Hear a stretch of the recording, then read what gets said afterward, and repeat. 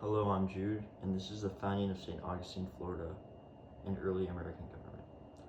Imagine stepping ashore in a new world, charged with building not just homes, but a functioning society. That's exactly what happened in 1565 when Spanish explorer Pedro Menendez de Aviles founded St. Augustine, Florida, the oldest continuously occupied European settlement in the United States.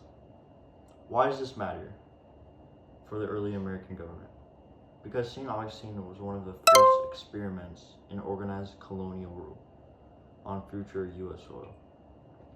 Menendez was appointed the first governor by Spain's King Philip II. He didn't just build forts, he also established a political structure. Soldiers, missionaries, and settlers lived under Spanish law, with the governor overseeing justice, land distribution, and relationships with the native people. This was an early example of executive authority in America, setting the stage for how colonies would later be organized under governors, councils, and eventually assemblies. Defense was another key aspect of government. Menendez quickly ordered forts to be built, recognizing that a colony could not survive without protection.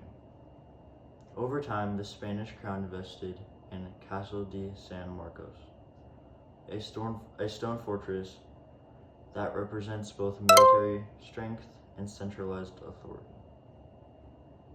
Protecting the citizens, securing trade, and organizing militias, these were government functions we still see today.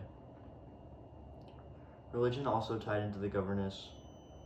Missionaries spread Catholicism with royal backing, showing how early governments blended political and religious authorities.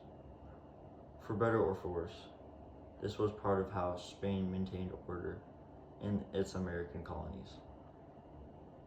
Finally, St. Augustine highlighted the interaction between Europeans and indigenous nations.